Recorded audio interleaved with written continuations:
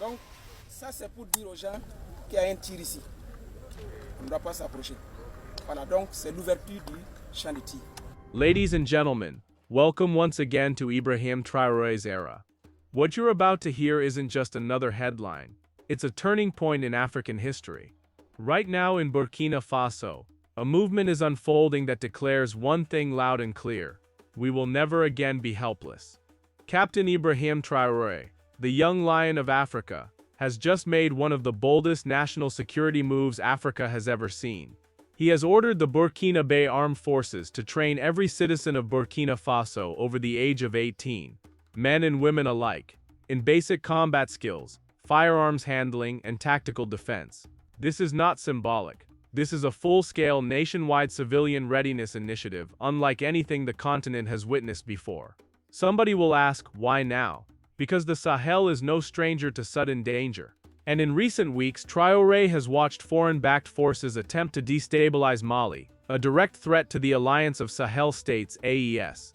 He's seen the same old fingerprints of neo-colonial powers stirring unrest. He knows that if Burkina Faso falls, West Africa will face a cascade of instability. But here's what makes this more remarkable. This initiative didn't originate in the presidential palace. It came from the people themselves. Across rural villages, bustling towns, and busy cities, ordinary Burkinabè people have been saying, "Don't let the army stand alone. Train us, arm us. Let us protect our land, our homes, and our future." Traoré listened, and now the largest civilian defense program in African history is underway. Picture this: a farmer who once only thought of his crops now learns to handle an AK-203 rifle. A university student once focused on exams now spends weekends learning tactical movement, target shooting, and battlefield first aid. Training centers are operating in every province. Mobile instructor teams reach even the most remote communities. Retired veterans have been recalled as trainers, while active duty soldiers rotate from frontline duty to civilian instruction.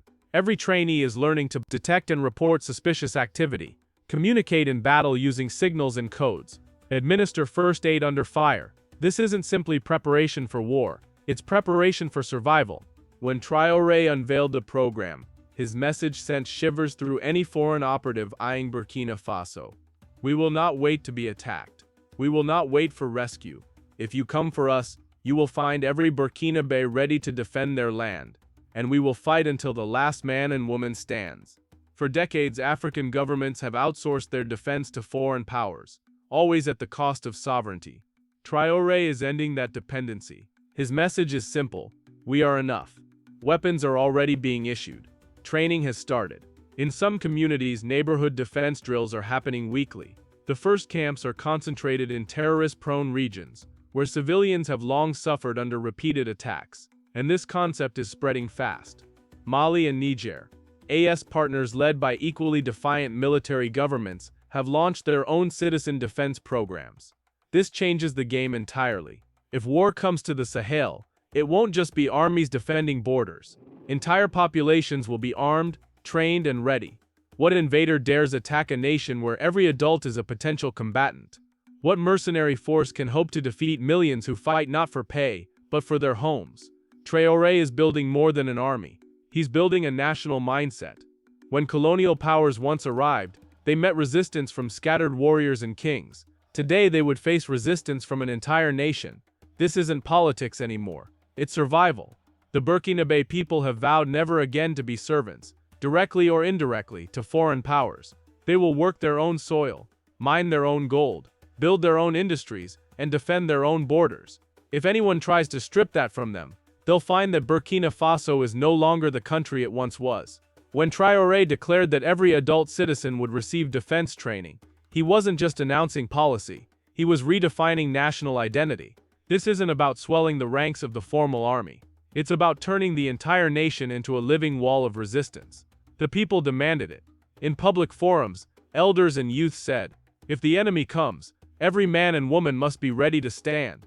Traoré's vision of self-reliance had finally taken its most powerful form, a nation where every citizen can fight for the motherland. The plan is ambitious yet straightforward. In all 13 regions, open-air training grounds have been set up, in stadiums, school fields, community centers, and even under the shade of village trees. Army instructors, Some recently trained alongside Russian and Malian specialists rotate between sites.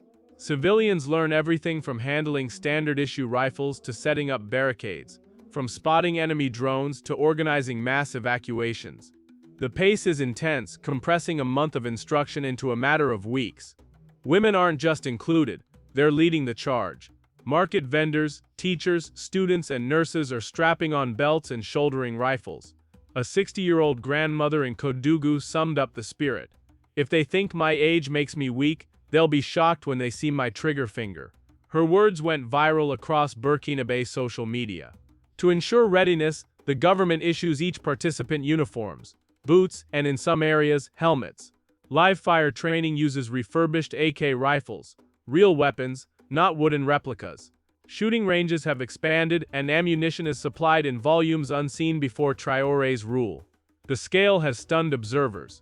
No African nation has attempted such a mass mobilization since the liberation wars of the last century. Within months, tens of thousands have completed training. Farmers return to their fields with rifles slung across their backs. Mechanics hang training certificates in their workshops. Teachers open school assemblies with safety drills. The ripple effect has been immediate. Mali and Niger quickly rolled out similar programs. Now the Sahel is home not to 3 armies, but to 3 armed populations. The message to foreign powers is unmistakable.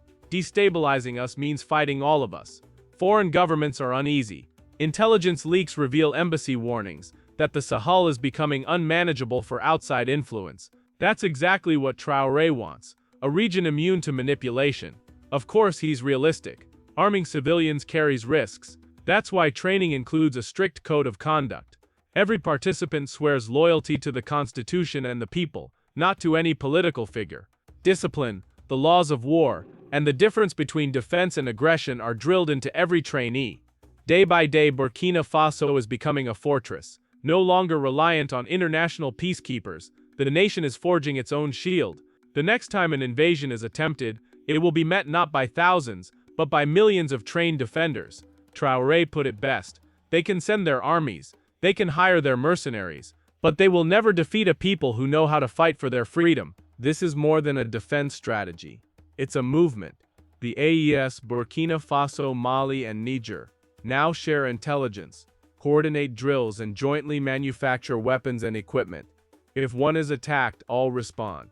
The Sahel is no longer a weak frontier, it's the people's fortress. A place where farmers plant crops and load rifles, where teachers write on chalkboards and teach evacuation drills, where grandmothers bless their children and warn the enemy to stay away. And if Africa's enemies want to destabilize the Sahel now, they'll have to face a reality no empire wants. Millions of citizens who are trained, armed, and ready. This is Ibrahim Traoré's era.